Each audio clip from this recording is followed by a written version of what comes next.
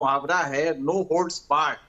इस वार में बीजेपी ने कोई भी जो पकड़ है, जो गैर कानूनी भी हो, वो किया है। तो राम रहीम को छोड़ना, लेकिन राम रहीम की मकबूलियत का जमाना अब चला गया। बहुत तेजी से आप देखेंगे कि ये जो बाबा थे, ये डिस्क्रेडिटेड हो रहे हैं, और ये समय के साथ जैसे जैसे शिक्षा का लेवल बढ़ रहा, समझ बढ़ रही है, सोशल मीडिया का प्रभाव बढ़ रहा है, क्योंकि एक दूसरा मीडिया है वो थोड़ा सा अलग है, तो इसकी वजह से राम रहीम अब वो रहे नहीं। बीजेपी वही एक ट्रेडिशनल फॉर्मूला अपना रही है कि राम रहीम को छोड़ दो, उनसे अपील करवा लो, राम रहीम के पैर छू लो। ये इससे होता नहीं है। और हकीकत ये है कि कांग्रेस में ये लाल जूता चलता रहे, क्योंकि दोनों में अंतर है। आप देख रहे हैं कि बीजेपी और कम्युनिस्ट, ये आइडियोलॉजिकली कमिटेड पार्टी कही जाती थी, इसमें तो लाल जूता अपने चरम पे है। हरियाणा में आपने देखा कि किस तरह पार्टी में मतभेद सामने आए। तो जब आइडियोलॉजिकली कमिटेड पार्टी की हालत है, तो कांग्रेस में तो ये नॉर्मल प्रैक्टिस है, लेकिन इसके बाद भी गवर्नेंस चलती रहेगी। और आप देखेंगे कि सरकार जब बनेगी तो चीजें सबसाइड हो जाएंगी, शैलजा भी आ जाएंगी लाइन पे, और मुझे नहीं लगता कि गवर्नेंस में कोई दिक्कत होगी। चलिए, बहुत बहुत शुक्रिया एनके सिंह साहब, और अनिल त्यागी सर आपका भी बहुत बहुत शुक्रिया, विकास आपका भी बहुत शुक्रिया। लेकिन आप नजर बना के रखिएगा, विकास आपसे आगे अपडेट लेंगे। मोहित राज दुबे मेरे सहयोगी लगातार बने हुए हैं।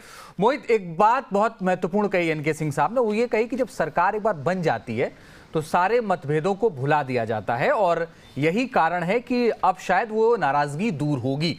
लेकिन आने वाले वक्त में जो एग्जिट पोल में दिख रहे हैं, एग्जिट पोल के नतीजे मोहित, वो पूरे एग्जैक्ट पोल में आपको बदलते हुए लग रहे हैं? क्योंकि आप तो बहुत सारी सीटों पर गए, आपने रिपोर्टिंग की, आपने समझा, कांग्रेस कवर भी करते हैं आप।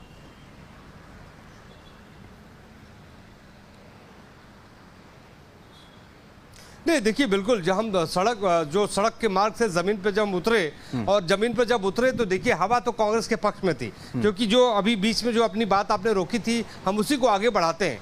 बात ये थी कि जब 2019 में चुनाव हुआ था, जब कांग्रेस पार्टी के पास कुछ था नहीं, मोदी मैजिक चल रहा था, अपने शबाब पे था, लोकसभा चुनाव में मोदी ने बेहतर प्रदर्शन किया था, उसके बाद जो है हरियाणा के भीतर चुनाव हुआ था, तब कांग्रेस पार्टी ने 31 सीटें जीती थी, भारतीय जनता पार्टी ने 40 जीती थी। हालांकि जेजेपी के साथ उनका गठबंधन हुआ और वो सरकार बन गई। लेकिन उसके बाद जो सूरत हाल हरियाणा के भीतर बदला, किसानों का मुद्दा आया, किसानों का प्रदर्शन हुआ, जो है नौजवान सड़कों पे उतरे, इसके अलावा जो अग्निवीर का मुद्दा वहाँ पे रहा है, महिलाओं का मुद्दा रहा है, तो पहलवानों का मुद्दा रहा है। इस सारे के सारे मुद्दे एक के बाद आए, और 5 सालों तक लगातार ये मुद्दे छाए रहे। और उसके बाद भारत जोड़ो यात्रा जब राहुल गांधी की जीटी बेल्ट पे चली, जब वो पैदल वहाँ से चले, तो उसमें उसका भी बहुत बड़ा इम्पैक्ट पड़ा था।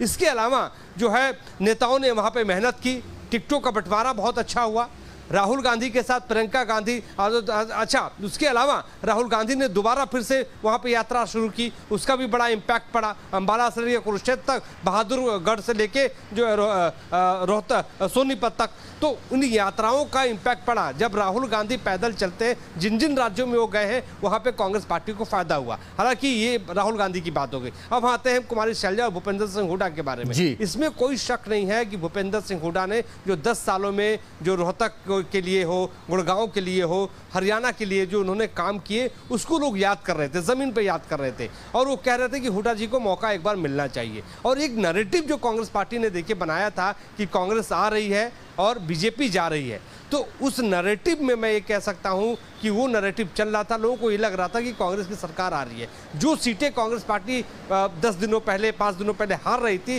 ये नैरेटिव इतना काम किया कि वहां के लोगों का ये कहना था कि अगर सरकार आ ही रही है तो हम इस सीट पे वोट क्यों न दें, भले इनका प्रत्याशी कमजोर हो। तो इससे भी कांग्रेस पार्टी को जमीन पर फायदा दिखता है कि ये 1, 2, 3 कोणीय नहीं है, ये षटकोण है, 6 कोने हैं इसमें।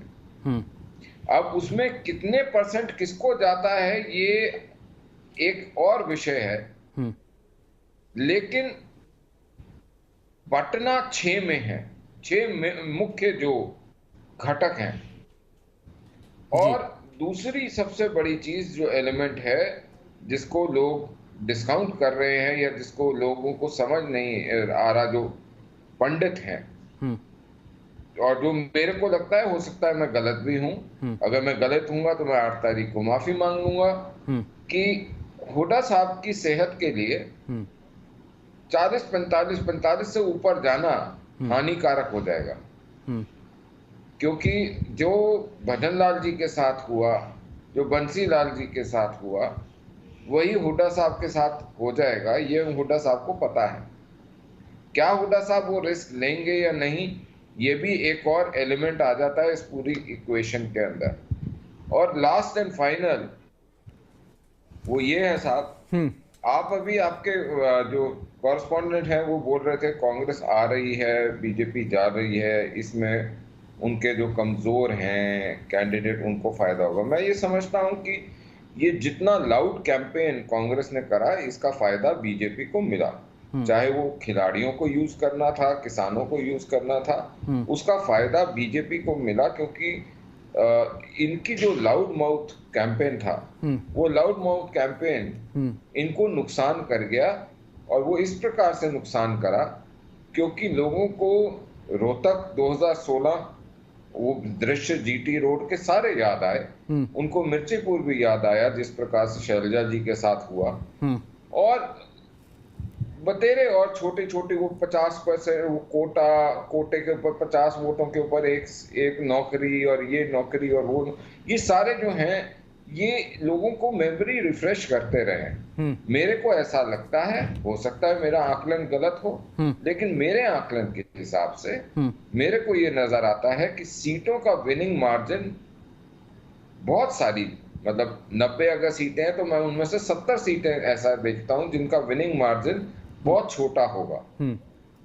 और इस छोटे मार्जिन की वजह से आपके पास वेरिएबल रिजल्ट्स आने वाले हैं, ऐसे रिजल्ट्स जो कि एक्सपेक्टेड नहीं थे।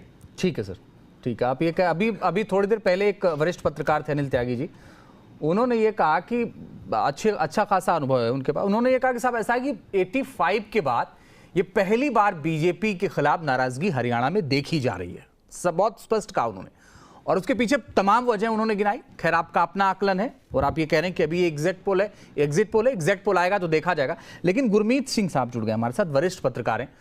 गुरमीत जी, ये जो एग्जिट पोल आ रहे हैं और इसमें कांग्रेस को बढ़त दिख रही है, लेकिन रमन साहब कह रहे हैं नहीं ऐसा नहीं होगा, आपका आकलन क्या कहता है? देखिए, पॉलिटिकल पार्टी में का काम है और यही कहेंगे, नेशनल काउंटिंग नहीं होगी। और काउंटिंग में भी आपको मालूम है जब तक पूरे नतीजे में आ जाते तब तक कभी भी पॉलिटिकल पार्टी, ठीक है, ये होता है, ठीक बात है, ये होता है। और भारतीय जनता पार्टी तो वैसे भी आखिरी दिन तक बल्लेबाजी करने वाली पार्टी है, तो वो बात सही है। लेकिन जो एग्जिट पोल आ रहे हैं, देखिए की बात है, जो इनके अनुसार अगर माने तो राहुल गांधी जी जो खा के गए थे राम जी की, आपको मालूम है, और हो सकता है उन्हें अब जीत का लक्ष्य 2-3 दिन में खाने का मौका मिल जाए। जहां तक कांग्रेस के प्रदर्शन की बात है, ये सभी लोग मान गए थे कि कांग्रेस की शुरुआत 91 में जो उसका प्रदर्शन था, यानी 51 सीटों वहां से होगा, और वो उसके बाद कहां तक जा पाते हैं, कहां तक वो बीजेपी की जो रणनीति है उसका मुकाबला कर पाते हैं अपने माहौल के दम पे। तो बहुत सारे लोगों ने कहा कि चुनाव में ये माहौल वर्सेस का है। तो भारतीय जनता पार्टी ने पूरी कोशिश की, कैसे अभी उन्होंने बताया कि पुरानी बातें उनकी बात करने की, उसके अलावा जो निर्दलीयों को कई जगह समर्थन देने की, कई तरह की स्ट्रेटजी भारतीय जनता पार्टी की तरफ से चुनाव में इस्तेमाल की, और उनका विचार है वो कोई पार्टी आसानी से तो अपना ग्राउंड नहीं छोड़ना चाहती।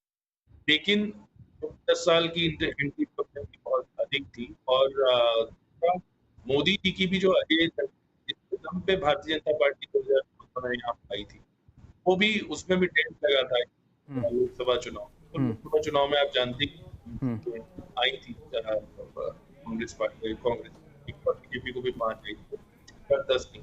तो एक माहौल था। मैं गुरमीत जी आपके पास आऊंगा, लेकिन थोड़ी सी आवाज ठीक हो जाए आपकी। राय सिंह गुजर साहब मेरे साथ जुड़ गए हैं, जो कि कांग्रेस का पक्ष रखेंगे। बहुत स्वागत है आपका राय सिंह गुजर साहब। क्या आपको बधाई दे दी जाए जो एग्जिट पोल है, या अभी इंतजार करना चाहिए?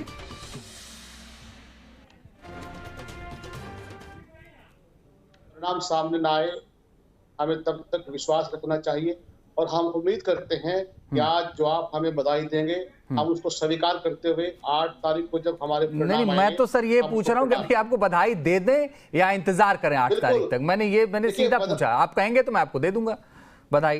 देखिए, बधाई हमें नहीं, बधाई हरियाणा प्रदेश की जनता को दीजिए जिन्होंने 10 वर्ष के कुछ जी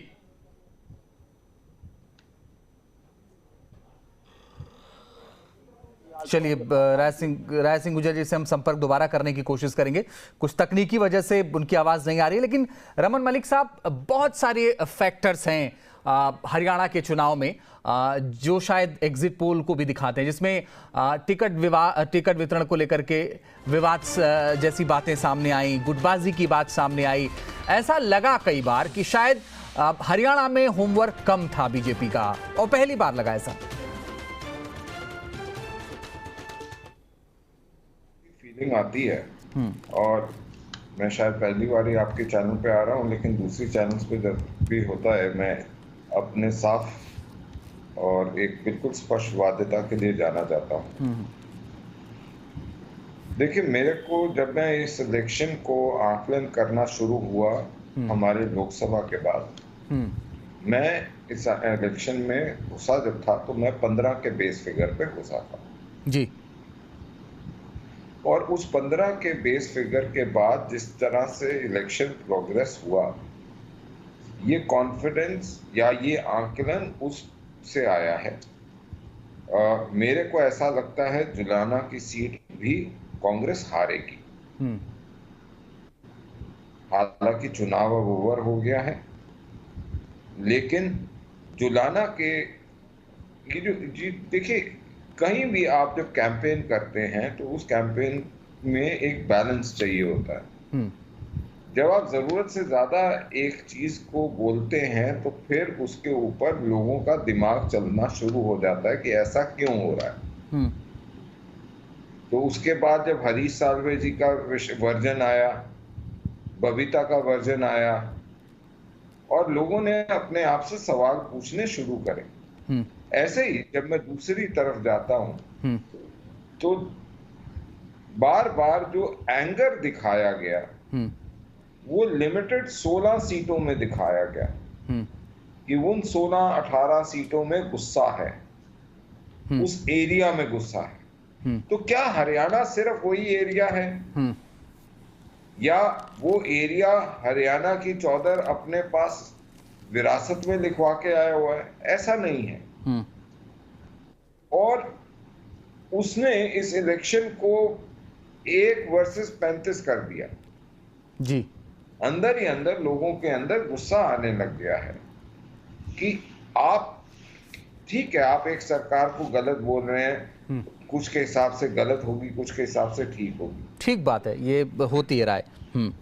उसके अलावा एक और चीज जो आपको बताता हूं मैं, प्रॉब्लम एक और आती है कि गुस्सा की बात करी जा रही है, लेकिन ये एलिमेंट भूला जा रहा है बार बार कि आप सड़क चलते हुए पर गुस्सा नहीं करते, क्योंकि सड़क चलते हुए पर पागल गुस्सा करता है। हरियाणा की जनता पागल नहीं है, वो अपने उसे गुस्सा होती है। ठीक है।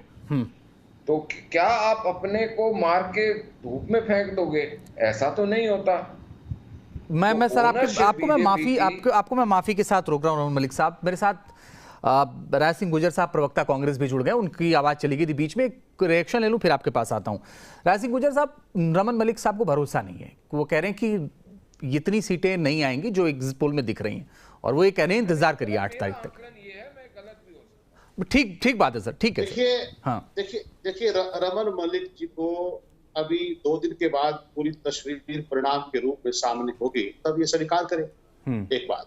दूसरी बात, हमारी जो आपकी बातचीत जारी थी, आपने कहा कि मैं आपको बधाई दूं। मैं स्वीकार करता हूं कि प्रदेश की जनता को आप बधाई दें, जिन्होंने 10 वर्ष के कुशासन को अंत करने के लिए किसान ने, मजदूर ने, व्यापारी ने, युवा ने, सर प्रदेश की जनता को तो मैं वैसे भी बधाई दे दूंगा, उन्होंने जो भी फैसला लिया होगा।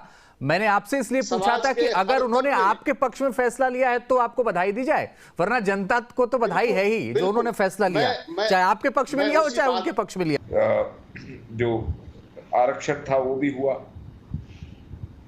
बहुत सारे फैक्टर्स, इसमें ये फैक्टर भी इन्वॉल्व है कि कांग्रेस की अपनी फूटें या उनकी स्टेटमेंट्स, उनके नेताओं का अड़क, उनके नेताओं का, उनके कार्यकर्ताओं की ओछी भाषाएं, ये सारी ऐड करती गई।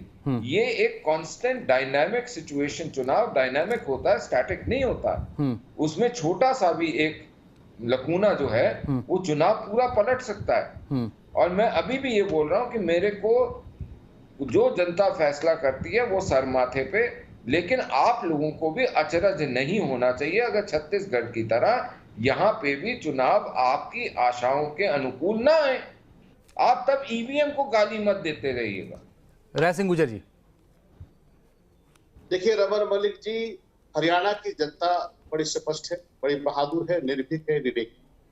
वो किसी भी प्रकार से छत्तीसगढ़ की कमजोर है प्रकार के नहीं, इस प्रकार से आप जो बात करें, उन्होंने स्पष्ट कर दिया है, उन्होंने साफ कर दिया है। चाहे वो चुनाव प्रक्रिया के दौरान हमने देखा, चाहे वो इससे पहले देखा और आज मतदान के दिन में देखा कि हरियाणा की जनता ने भाजपा को शासन से हटा दिया। दूसरी बात, हम फिर भी लोकतांत्रिक व्यवस्था में विश्वास रखते हैं। हम समझते हैं कि परिणाम अभी 8 तारीख को सुबह जब आने से शुरुआत होगी तो ये तय है। जो आकलन, जो इस प्रकार की बातें आप पूर्वाग्रह के आधार पर भाजपा की कहीं ना कहीं कुछ व्यवस्था बदल सकती है, वो होने वाला नहीं है। यहाँ साफ हो चुका है कि प्रदेश के अंदर 36 बिरादरी के भाईचारे की और हर वर्ग के तबके के साथ जनहित के मुद्दों को लेकर जो जनता ने फैसला किया है वो कांग्रेस के पक्ष में दे दिया। रमन मलिक जी, एक सवाल मेरा आपसे है कि आपने कहा कि लोकसभा के बाद आपको ये लग रहा था कि 15 सीटें आएंगी, लेकिन उसके बाद ये समीकरण बदल गया। अब आपको क्या लगता है कितनी आएंगी? मेरे को ऐसा लगता है कि अगर मेरे कैलकुलेशन ठीक है, अगर गलत है तो कंप्लीटली रॉन्ग होऊंगा, लेकिन अगर मेरी कैलकुलेशन सीट वाइज ठीक है और एरर ऑफ जजमेंट ले लूं, तो मेरे को ऐसा नजर में आता है कि कहीं ये आंकड़ा 2014 से ऊपर ना चला जाए। 2014 में हमारी 47 सीटें थी। क्योंकि ये जो परमिटेशन कॉम्बिनेशन हो रहा है, ये चुनाव आप अगर जब आपके पास फाइनल, आप आज पूरे दिन की रिपोर्टें आपके पास आ रही होंगी, जिस शिद्दत के साथ छोटी पार्टियों ने, छोटे गठबंधनों ने भी ये चुनाव लड़ा है, आप उसको डिस्काउंट नहीं कर सकते। अगर आप ये समझे कि भाजपा और कांग्रेस ही चुनाव लड़ रही थी जैसे कई स्टेटों में हुआ है, तो यस, ऐसा नहीं हुआ। हरियाणा के अंदर इस बारी आईएनएलडी ने अपना पूरा जोर बीएसपी के साथ लगाया, अपना दुष्यंत चौटाला ने चंद्रशेखर रावत के साथ लगाया। आम आदमी पार्टी के मेरे ख्याल से 85 कैंडिडेट थे, उसमें से 80 ने बहुत जोर से इलेक्शन लड़ा अपना। मैं ये नहीं बोल रहा कि जी बराबर बट रहा है वोट, क्या हो रहा है, अभी हम वोट के स्प्लिट पे नहीं जाते, लेकिन हाँ, इन 6 के 6 कोनों में जो मैंने आपको शुरू में भी बताया, क्योंकि कहीं कांग्रेस के बागी, कहीं हमारे बागी और कहीं कोई और इंडिपेंडेंट, उन्होंने भी अच्छा इलेक्शन लड़ा है। तो 6 जगह अच्छा इलेक्शन जब लड़ा जाता है तो मार्जिन्स छोटे होते हैं और जो स्कोप ऑफ एरर होता है इन एग्जिट पोल्स वो बढ़ जाता है। और उसका फर्क जो होता है उसमें ये आ जाता है फर्क कि डिसीजंस जो हैं वो छोटे मार्जिन से जनता पलट देती है, जो अमूमन एक परसेप्शन के डिसीजंस होते हैं। ओके सर, ठीक है। अब राय सिंह गुर्जर साहब, मुझे एक चीज़ बताइएगा, और ये बहुत ज़्यादा चर्चा हो रही है इसकी, कि आम आदमी पार्टी के साथ आपके गठबंधन होने की चर्चाएं बहुत तेज थी और ये हर तरह की शायद गठबंधन हो जाएगा, लेकिन नहीं हो पाया, चुनाव से ठीक पहले नहीं हो पाया। अगर ज़रूरत पड़ती है आपको तो किसके साथ जाएंगे आप? देखिए, अभी परिणाम जब सामने होंगे और अंतिम रिजल्ट जब प्रदेश के लोगों के सामने, आप सबके हमारे सामने होगा, उस समय इन प्रश्नों का हम उत्तर दे सकते हैं अगर ऐसी व्यवस्था बनी।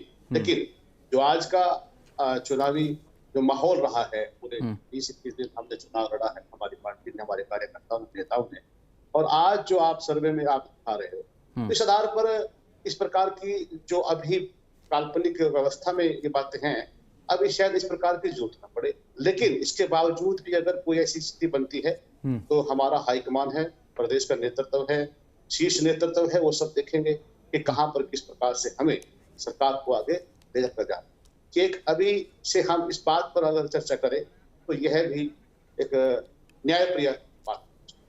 चलिए बने रहिए राय सिंह गुर्जर साहब, हम लौटेंगे आपके पास और बहुत सारे और सवाल हैं जिनका जवाब आना बाकी है। रमन जी आप भी बने रहिएगा, एक छोटा सा ब्रेक ले रहे हैं, थोड़े से इंतजार के बाद फौरन लौट रहे हैं।